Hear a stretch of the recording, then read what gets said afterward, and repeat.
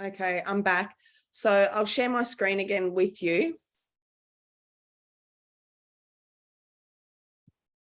And we had just uploaded the marketing spreadsheet. So again, let's just update it again because I'm a bit OCD. And let's go to the production page.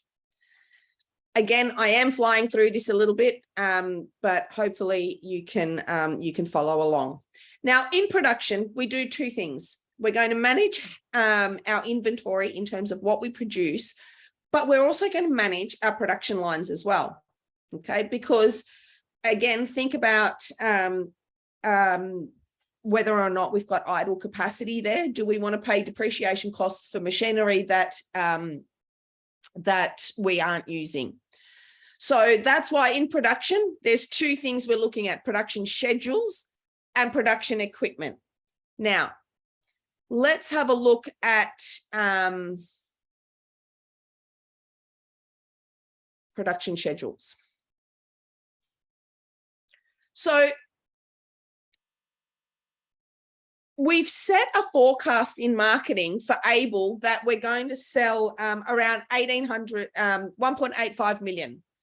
In our current production schedule, okay, it's got a default there of 1.55 million. Okay, so basically we would not have produced enough. We have to, if we think we're going to sell 1 million units, then we have to produce 1 million units, yeah? So we're going to change the production schedule on these products. Again, this is there's no mathematical equation that I'm applying to this. What we do use is professional judgment and historical data historical and current condition data to inform exactly how much we're going to produce. Okay, so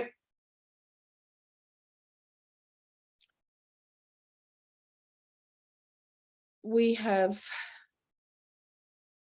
okay, we're going to recalculate those and then we're going to talk about, make some observations. Okay, so production after adjustments so where is this? Production after adjustments is actually what we produce, because there will always be some wastage. Okay, so we've ordered 2.1 million units, you're getting 2,779,000. Okay, so slightly less, if that makes sense. Our inventory this year will be the inventory on hand. Okay, so we need to have a look at how much inventory have we actually got on hand. This sales forecast here has been brought forward from the marketing spreadsheet. And so we've ordered 1.8 million. We've got 200,000 odd units on hand already. And then we've produced another 2.1 million. So that's quite a lot of production for that Able product. Then it's looking at my my margins. Okay, so again, it knows the price that I've set for that product, and we'll talk about that when we talk about the physical plant in a minute. So our workforce complement is the number of workers required to meet our production schedule. And that will vary with the number of units that we produce. The more units produced, the more workers obviously we need. So that is down here, the workforce complement. So last year we had 700,000 working for us. This year we need another 400,000.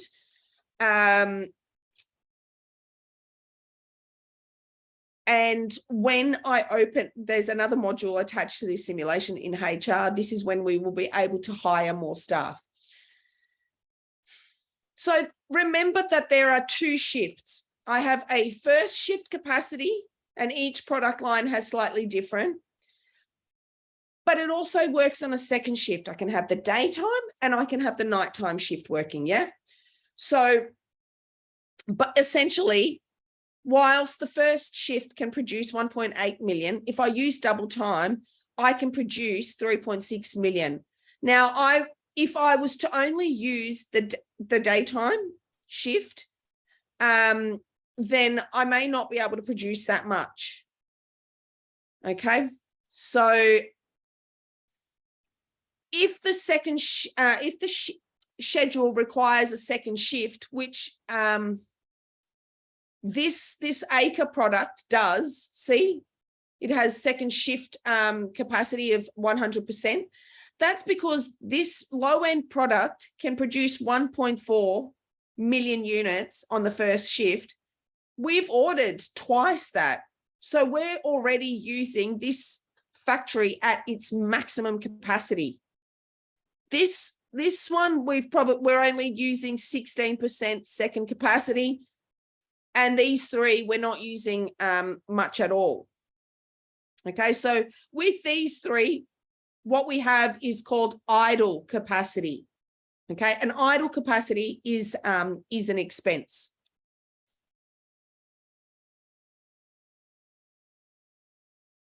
So the material cost isn't affected by this. The material cost, remember, is affected by our R&D specifications.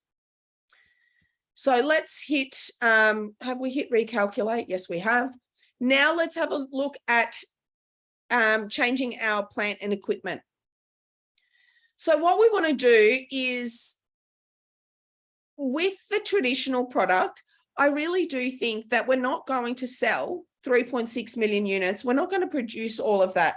So I'm going to sell 300,000 of capacity. And that's because I want to make the factory smaller, and I can still sell that factory material, like those factory equipment, on the secondhand market. Then we're actually with the low-end product, because we know that low-end product is going to sell lots and lots of volume of it. We're going to buy extra capacity because, as I said, this plant is already working at maximum capacity. If we don't buy any more capacity for that factory, we will only ever be able to produce 2.8 million units. And that's potentially going to be our highest seller. So with these two product lines, what I'm going to do is increase the automation by 1 point each. Okay, now let's have a look at how much that costs. Oh, that's a bit too much. It does not like that. And it doesn't like that either. So here, sorry. Now let's have a look at, because I've sold here, that is gaining me about $1.7 million. And this, oh, I beg your pardon, because I'm selling some production capacity and I've increased the automation a little bit, it's actually just costing me 1.7 million. Buying of capacity and the increase of automation, now there's an additional 17.6 million there. So in the end, I need a good $20 million, almost $19.3 million to raise in capital in order to make sure that I've got the funding for that. We do not fund long-term and non-current asset acquisition with short-term debt or with cash from operations. Okay, so just bear that in mind. We've pressed recalculate. Oh, we're going to update our official decisions. And then we're going to go back into this one because I don't think I did that. Oh, hang on. Okay, yes, I did. So now, finally, let's have a look at finance. So if we go into the finance department, can you see that our ending cash position is in a negative here at the moment? Now, remember how the simulation comes up with this end figure? Based on our market forecast, it makes an assumption that we're going to sell all of that inventory. So let's start at the top. Our plant improvements are about net $19 million that we need to raise. And we need to figure out how we're going to fund that. So as I said, The cost is around 19, 20 million. So do we issue stock, long-term debt? Let's have a look at what they tell us to do. So we're going to issue 9 million of stock, and think about the consequences of that. That means there's more owners in the company, which means everyone's piece of the pie is getting smaller, isn't it? Then we're going to borrow 7 million of current debt. And again, current debt's not bad if we're using it for short-term things. We're going to leave accounts receivable and accounts payable. Again, if we force our customers to pay us quicker, there may be a reduction in demand, okay? And if we take longer to pay our suppliers, they may stop sending us raw materials as well. So there are consequences of changing the accounts receivable and payable policy.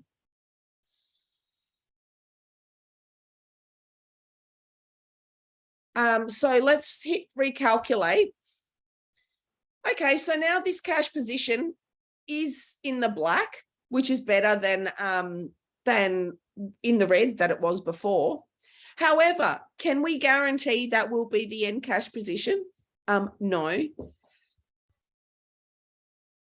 That's because I don't know what kind of product you've made. If you've made a product that's completely dodgy, like Homer Simpson's offering, do you remember when Homer Simpson invented a car and it was the Homer car, but nobody wanted to buy it?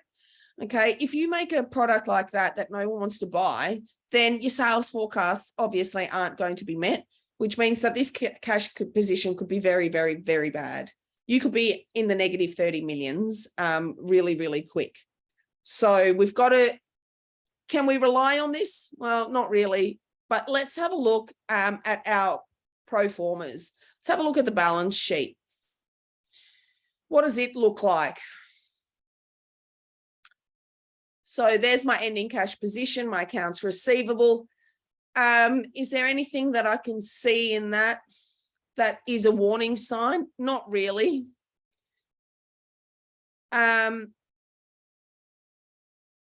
What's my debt levels like? So this is remember that this is the current borrowing that we've taken. Now, an emergency loan, the simulation will not let you run out of money, okay? However, if you need to borrow short-term debt, they're going to charge you a premium for that as well. So there may be another emergency loan that you have here, depending on if the ending cash position is negative, then you are going to get an emergency loan short-term funding of that, which is bad because you have to pay that loan back within 12 months as short-term loans go. We've also got about $41 million of long-term debt that we need to pay back. And those bonds are due in various years. So if you have a look at your Capstone Courier, you can see on the second page, there's your bond page. I think you've got a long-term debt of about 7 million due in the second year of the simulation, year 2. Let's have a look at the income statement in the pro forma. Again, remember that the pro forma is a projection, but it does allow us to kind of have a look at our overall margins, our period, like our fixed costs and our variable costs there as well. It's predicting a net profit of about $9 million, which would be a growth from the previous year. Year zero's profit is around $4.1 million. So that would be good. And then finally, let's have a look. Again, I'm looking for anything red.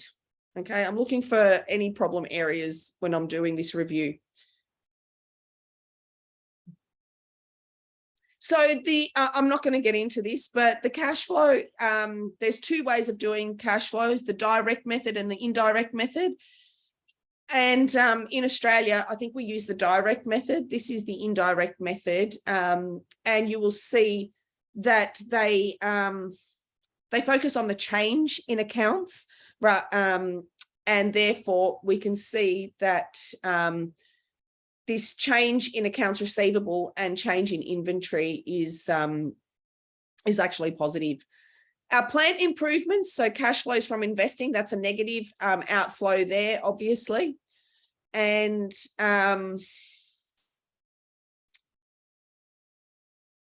have I updated those finance decisions? Let's go back into the finance spreadsheet. And I will update that. And now we're going to process the round, and we're going to have, oh, actually, before I do that, the last thing that we're going to do, we're going to invent a new product. I should have done that whilst we were in R&D before. Okay, so let's invent a new product. What are they telling us to do? ACE. So let's have a product called ACE. We want a performance of 10, size of 10, and an MTBF of 25,000. Okay, we're going to hit recalculate. That's going to take quite a long time to get out of R&D. It's got quite a big cost on it as well. And you should have been able to pick up that that ACE product is going to be what's called a high-end product. Okay, now that we've invented a new product, we need to go into production to make sure that we've got a factory for that product to be produced in. So we need to buy production capacity. So we're going to buy 400,000 of production. And we're going to have it at about 4 automation. We can't produce any of it because it's not actually out yet. So we'll update the official decisions in here.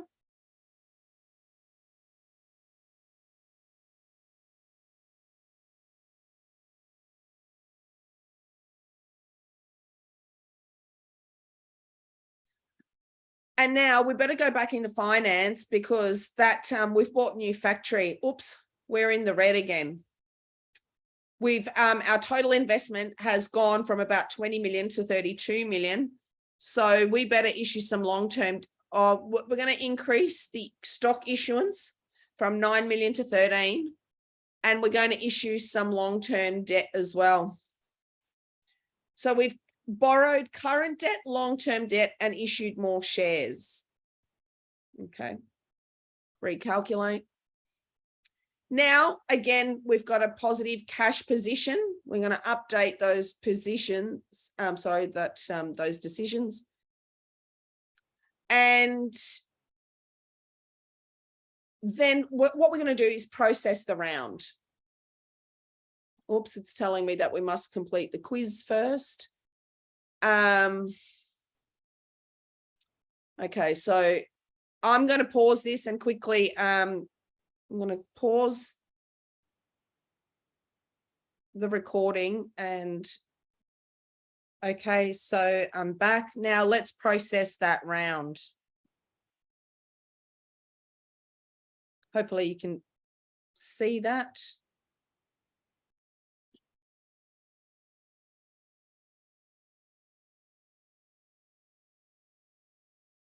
Let me just share the screen. All right, so now you can see now we've moved from year 1 to year 2.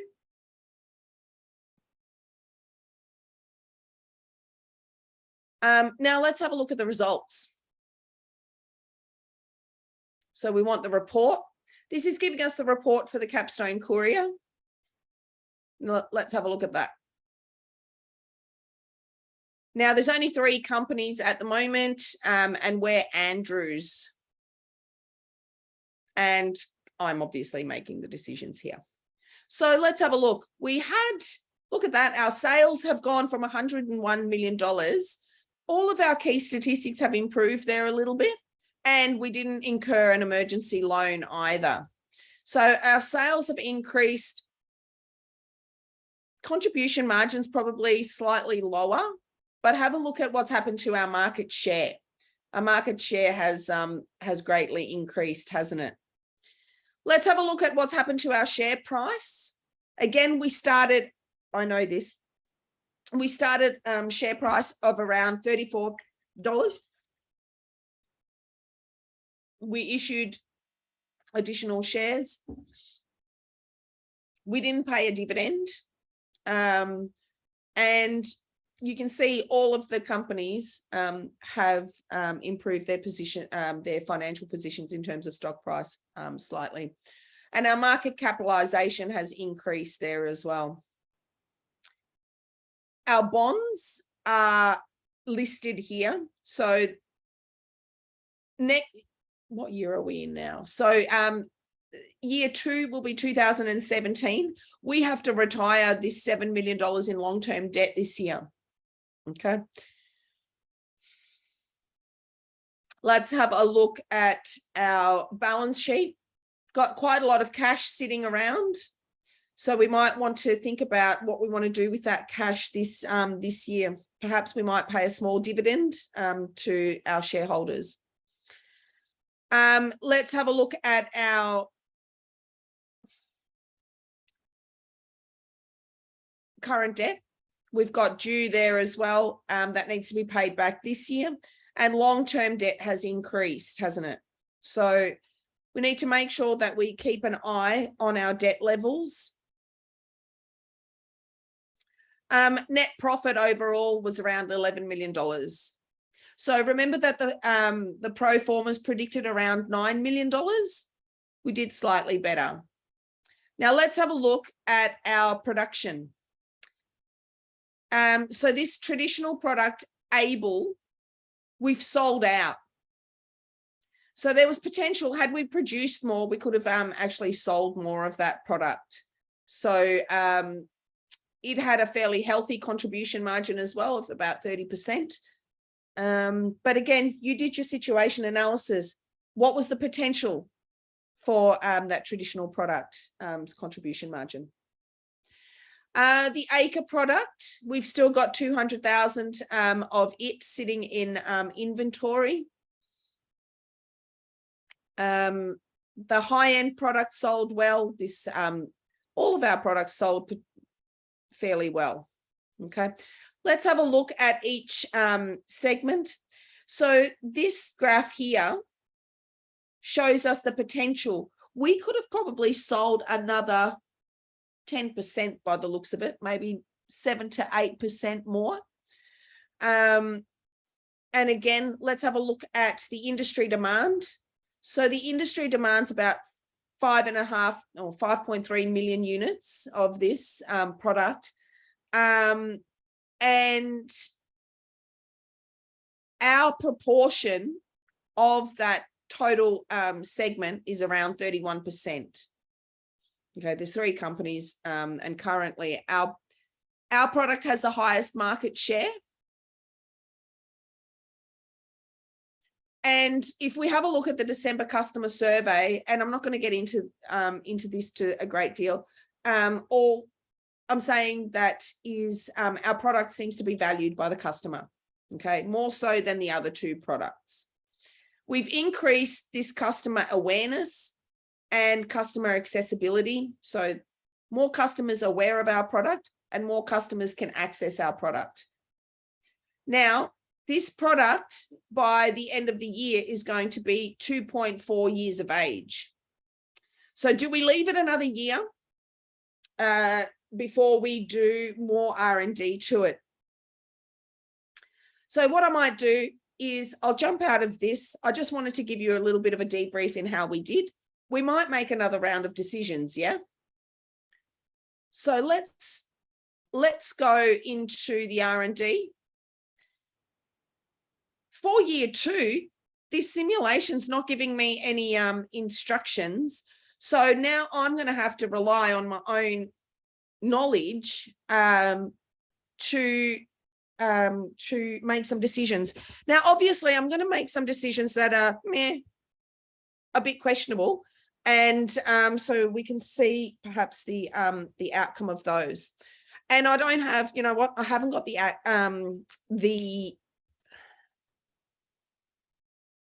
I haven't got all of the couriers and the situation analysis open either. So I'm doing this a little bit off my own head. Now that acre product is a low-end product, and I think I'm going to leave it for another year as well. So it's getting towards 6.6 years of age by the end of it. That segment likes a product ideal age of about 7 years of age. So I'm going to have to do R&D on this product sometime. I'm just not sure when. So I'll leave the low-end product. And currently, remember that it's January 1, 2017. The 1st of January, I'm making the decisions on. And currently, the product is about 2.4 years of age, that able product. It's going to be 3.4 years of age by the end of the year. So that product is going to lose demand by the end of the year. Okay. And then we might need to do R&D the following year. So perhaps let's make it slightly better. What was that? 5.8. Let's make it 6.3 and we'll reduce the size to 13.8. Let's have a look at what that does.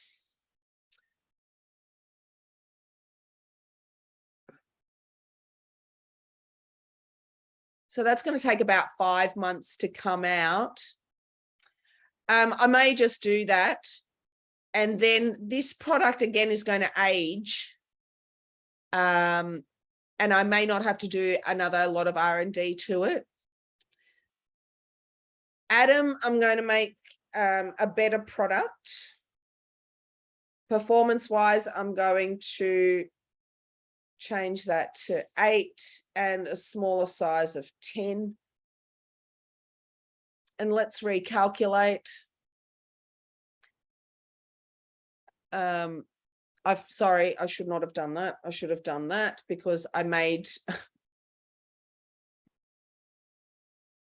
and I could tell that from the perceptual map, I knew immediately that I'd positioned Adam in the wrong spot because it's not in the center of the circle.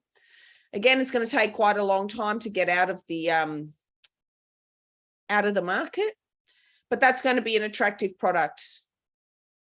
Now, we're going to increase the performance and slightly decrease the size of the performance product.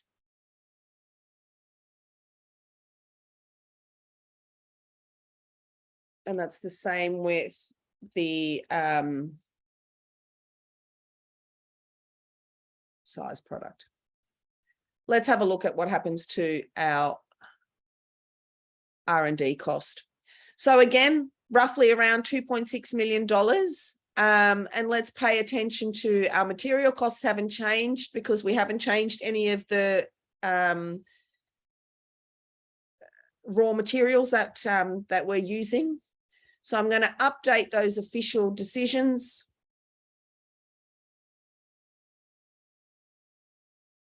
Hang on.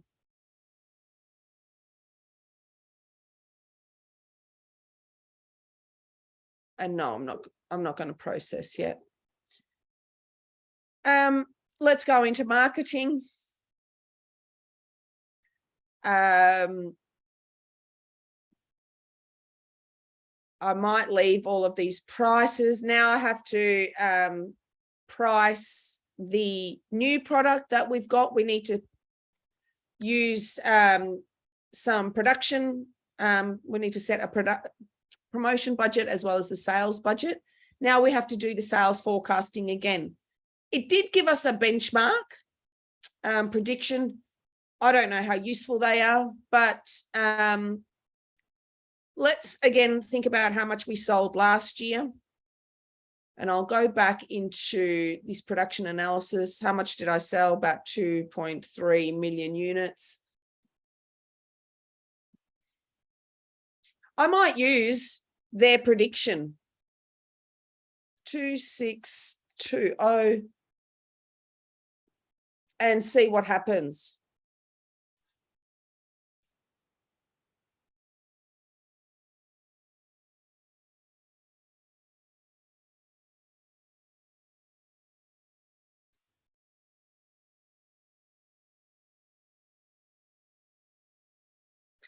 Now, this ACE product comes out at the end of the year, which means I don't have a full year of production. So I can't order the full production on that for the entire year.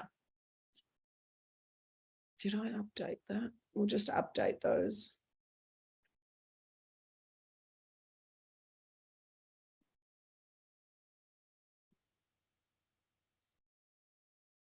Let's set the production. See if we can produce 400.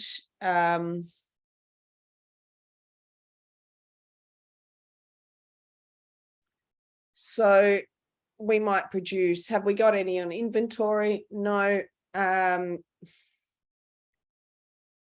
We might. So you guys need to decide kind of a rule of thumb of how much production you're going to schedule. Is it 10% more than what your market forecast is? Is it 30%? Again, there's no set figure, obviously. You do need to keep in mind how much inventory you've got on hand when you do order the production. So we wanted 800,000 of this. I've got 240,000 sitting there. I think 600 is a good amount. Let's hit recalculate and see if there's anything that. So have a look at the production after adjustment. I can only get 300 units. Okay, I've ordered 400, but 300,000 are going to be produced because the product's coming out at the end of the year. I'm going to increase my automation again for those low-end products. And that's going to cost me around $13 million.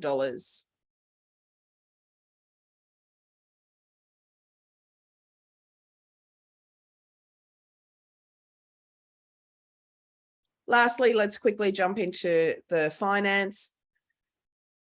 It's predicting that everything's that the ending cash position is quite good. My opening cash position, remember, was quite healthy at 27 million. So currently, I'm not going to do anything in the finance spreadsheet.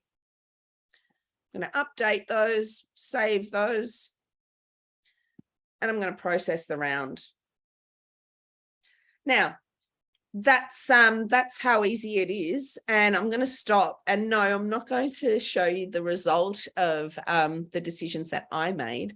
But we're going to work through this on Wednesday together. So I hope that you kind of have a little bit of an idea of what's going on. And remember that you can always reach out to me if you've got specific questions as well. All right, see you guys.